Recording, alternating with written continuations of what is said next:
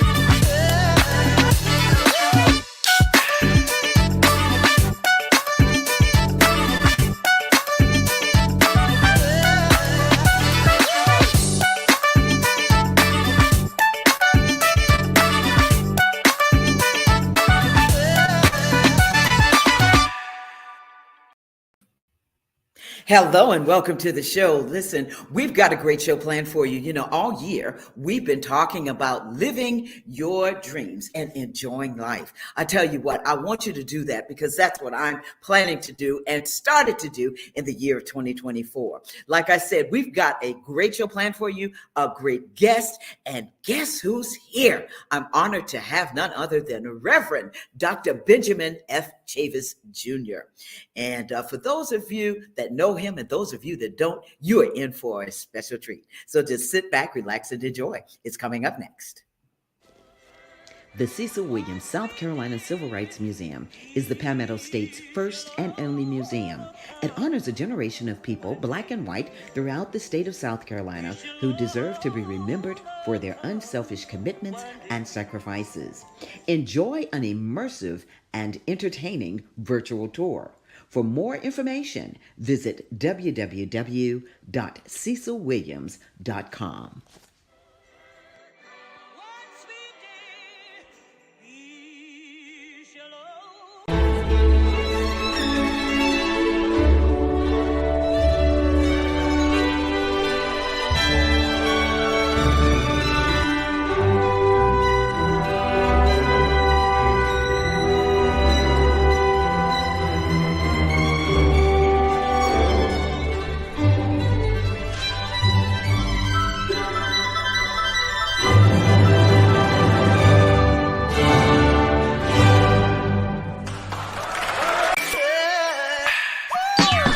Hello, everybody. It's Finkley of The Michael Finkley Show, and you're watching Gold right now. Why? You're watching The Tammy Show. Stay tuned. Welcome back to the show. As I told you, we've got a great show planned for you. I can't wait to bring him from backstage. Listen, civil rights icon, award-winning journalist, entrepreneur, global business leader, educator, chemist, NAACP life member, syndicated columnist, theologian, author, the president and CEO of the National Newspaper Publisher Association and the Black Press of America.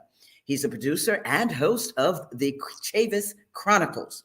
And let me tell you what, he has interviewed many notable celebrities, personalities, T.I., Bakari Sellers, Reverend Dr. Francis Draper, Robert Smith, Dr. Colin Topper Carew, Sung Young Kim, and that's just to name a few. He's a humble and servant man. He's a trailblazer, a history maker, a lifelong crusader for social justice and freedom. And guess what, you all? I am honored to introduce you to Dr. Benjamin F. Chavis Jr. Come on out, Dr. Chavis. Show. Yes, sir. Thank you so much, Dr. Chavis, for being on the show. This is an honor to have you, sir. Well, now, I talked about you and said civil rights icon. I talked about all of the things about Dr. Chavis. But if somebody were to ask you and they came up to you and they said, Reverend Dr. Benjamin Chavis Jr., who are you? I'm a freedom fighter. And I was born into a freedom fighting family. My family in North Carolina dates back over 200 years. My great grandfather was the Reverend John Chavis, who fought in the Revolutionary War in the 1700s. He became the first African American to be ordained as a Presbyterian minister in 1798 in North Carolina, Southern Virginia, and in South Carolina. So, and then my father, the Charleston connection, in the 1920s, my father was the superintendent of the Jenkins Orphanage.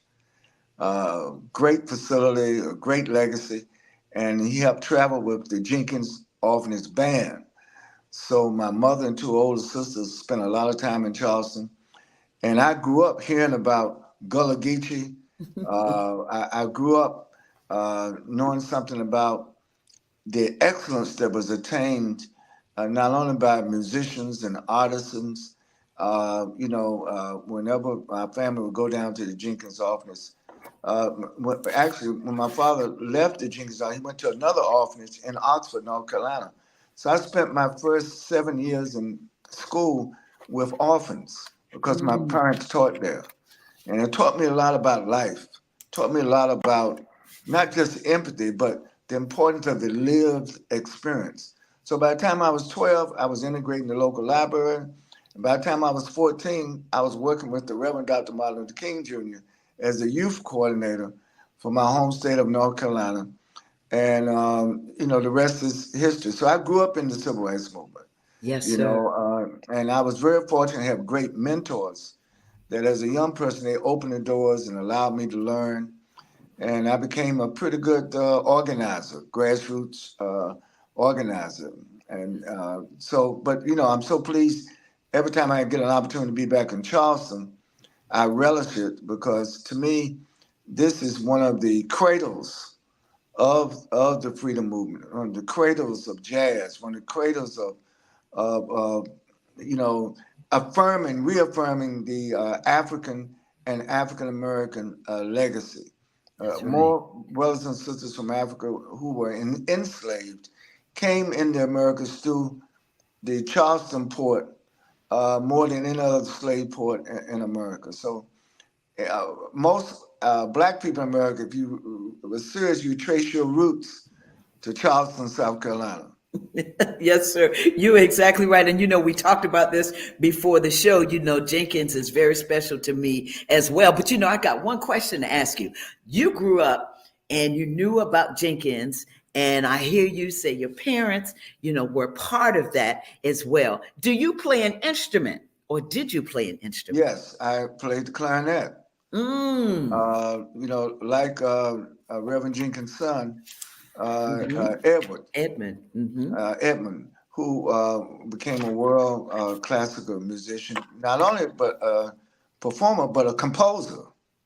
Yes. And so one of the things that's going to happen during the Color of Music in Charleston in 2024 is first ever composition by Edmund Jenkins will be done by the orchestra for the first time. Yeah. And so I know your program is being aired near the end of Black History Month, but let me say this, that Black history is American history. And every month we should be celebrating Black history. Every month we should be celebrating American history. And I tell brothers and sisters, not only here in the United States, but in the Caribbean and South America and Africa, Europe, the best way to, celebrate our history is to make some more history. Yeah. And so I always encourage young people to learn our history, extract those learnings from the past and go out and, make new opportunities. And that's really what the Civil Rights Movement was about. I really, even though I was a chemistry major, I did finish my chemistry degree. I was a chemist.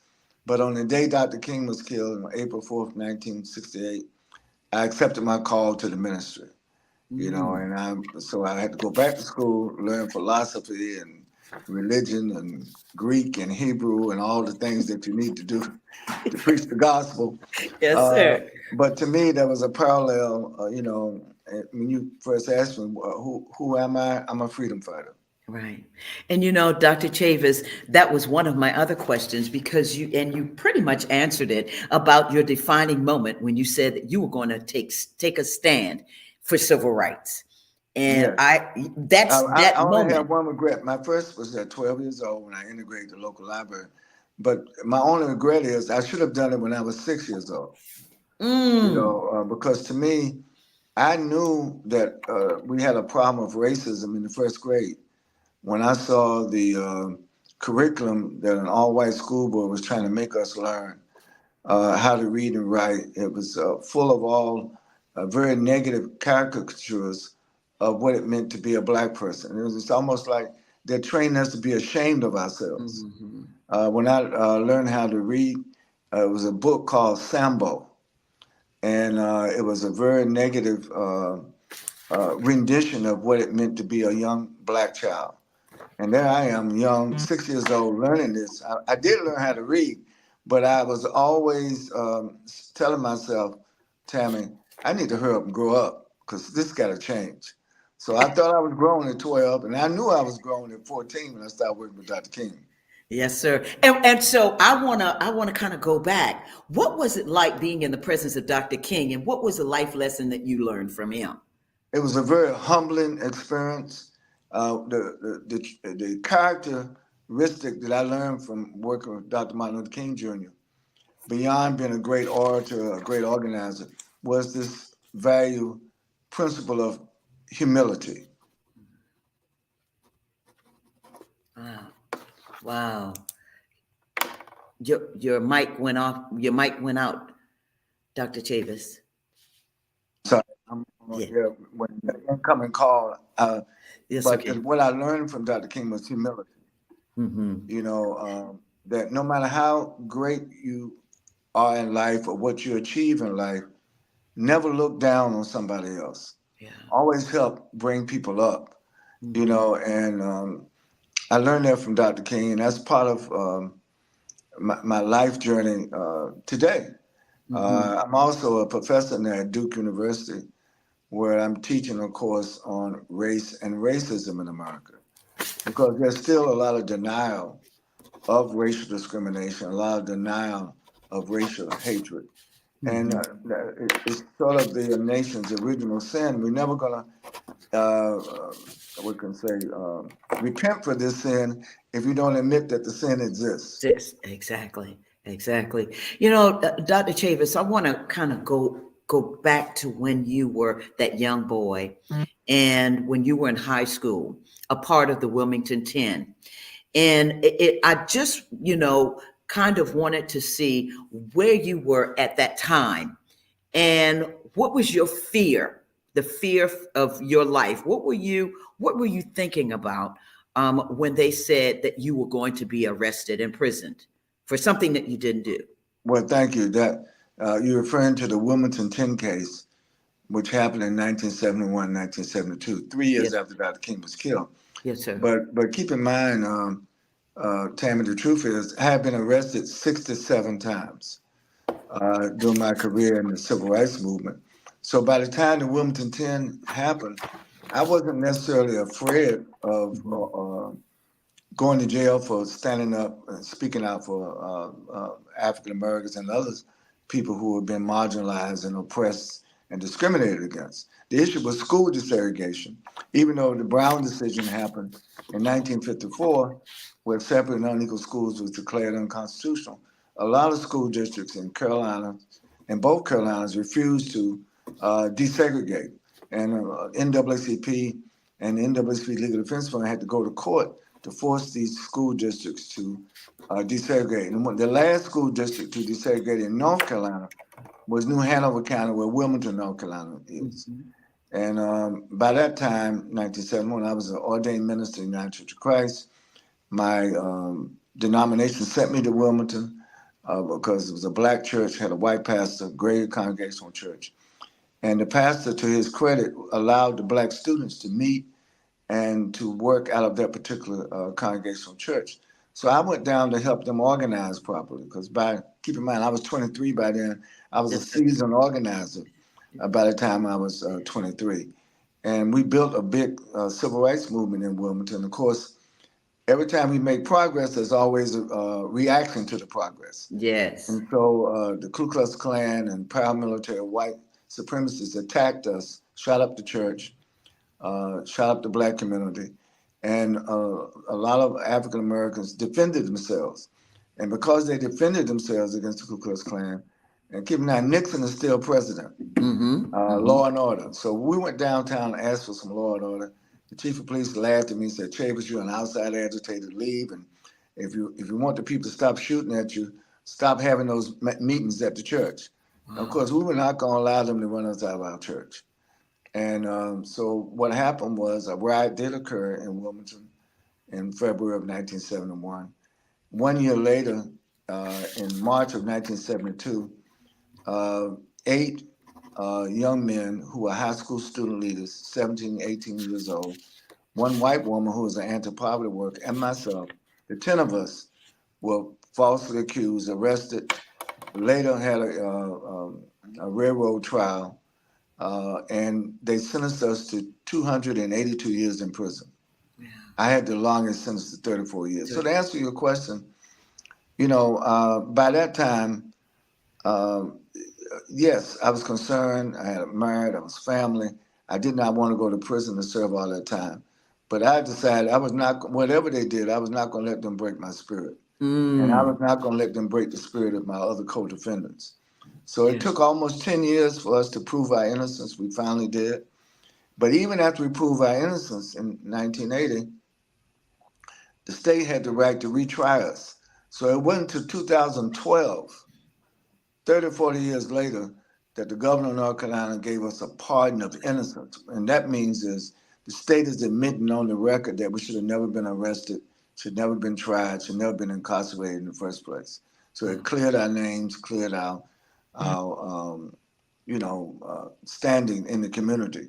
But by that time, by 2012, I was had already been head of the NAACP, director of the Million Man March. So we were moving forward. Yes, sir. Well, Dr. Chavis, on that note, we're going to take a quick break, and then we're going to come back. When we come back, I want to talk with you about the Chavis Chronicles and some of the lessons that you've learned through the years from people, and what they have shared with you, and what we can do as a community to really attack the disparities in equity in health.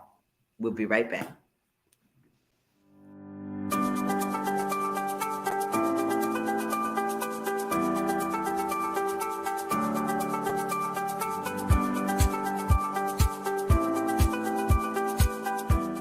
The Orangeburg County Conference Center supports downtown Orangeburg and our surrounding communities. The 6,000 plus square foot space is ideal for groups of up to 400 people attending corporate meetings, conventions, workshops, and special events. Conference Center staff are inspired to ensure that everyone can enjoy the modern amenities. State-of-the-art ballroom that accommodates up to 400 guests banquet style and 430 guests theater style. A warming kitchen with hot boxes, ice machine, refrigerator, freezer, and counter space. A lobby that accommodates 150 guests with special events outdoors. The comfortable outdoor amphitheater has a video wall and seating. Adjacent to the amphitheater is 12,000 plus square feet of green space that extends events outside, plus complimentary on-site event parking and additional parking across the street. Your event can take place all in one spectacular location. We welcome your special event in Orangeburg.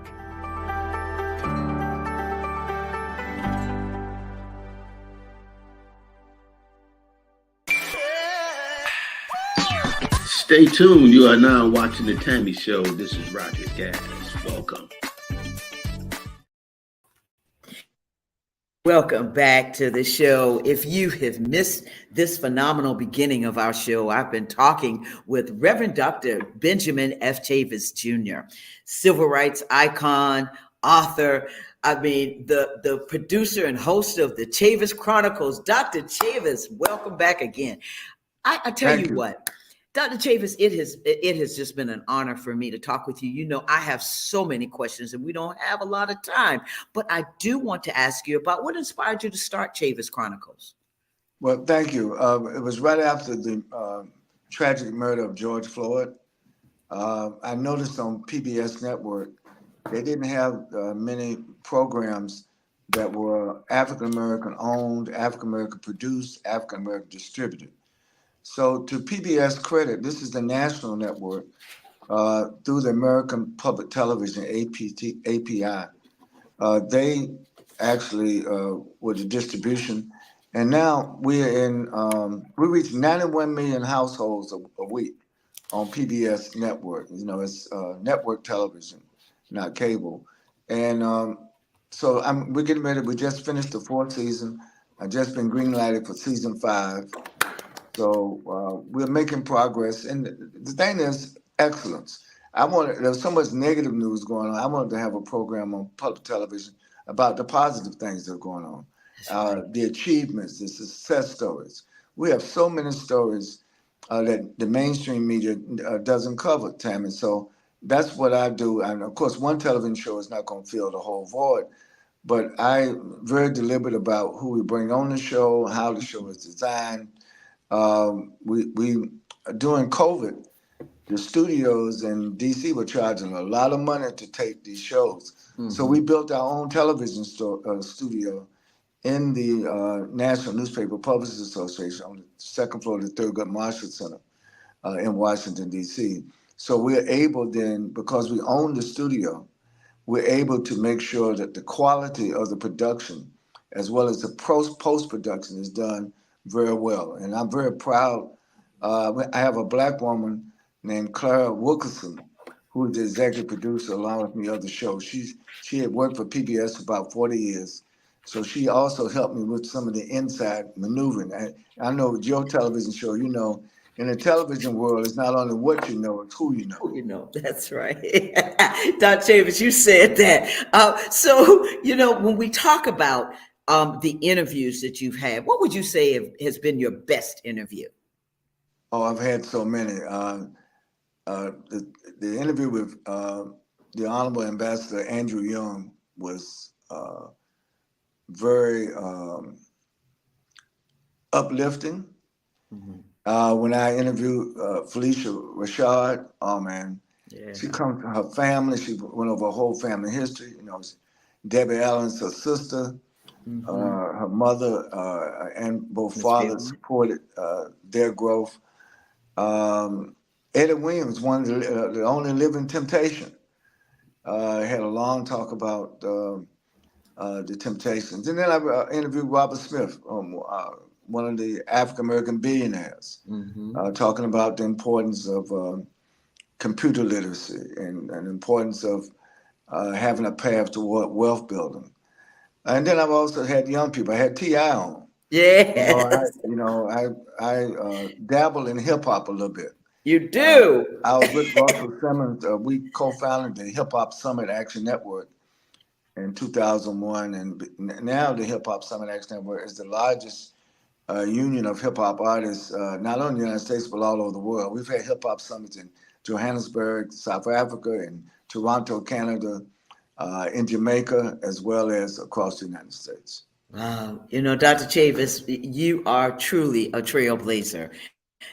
You know, just to hear you talk about all of the people that you've had the opportunity to interview. And by the way, I'm going to encourage everybody to watch Chavis Chronicles, because I kind of did a little thing where I did, what do they say, that binge watch, Dr. Chavis? Yeah. I did a binge watch, and I love the way you engage your audience, your guest, and the way you get to bring out so much. I enjoyed the about Mahari medicine, but we'll talk about that at another time. That president is phenomenal. Let's talk about Dr. Chavis. So if you had the opportunity, Dr. Chavis now, Jr., what would you say to the younger Benjamin Chavis Jr.? I would say to not only to the younger, but to this generation. I think Generation Z, the millennials, our young people is the best generation. They're the most intelligent, the most articulate, the most talented. The only thing that this generation needs is encouragement. There's so much, Tammy, that discourages our young people. Tammy, I never knew you could be expelled from pre-K. So Yeah. we're disproportionately disciplined. We're disproportionately put out of school. And in New York, they use the third grade reading test statistic to determine how many juvenile prisons are going to be built. That's right. Because they know if you're not reading at grade level, by the third grade, you're going to have a problem through junior high school and through high school. You may not even finish high school. So my message to young people today is that we come from a great people. We come from a blessed people, not a cursed people. And if you look at our legacy, I think if we knew more about our history, Tammy, it would be so inspirational. It would be so motivational. And so our job is to make sure that in our messaging, that we wind up uplifting people and not contributing to the cynicism or the sense of hopelessness that too many of our brothers and sisters seem to maintain. You know, Dr. Chavis, I'm glad you said that because I also do the radio show here, the local news.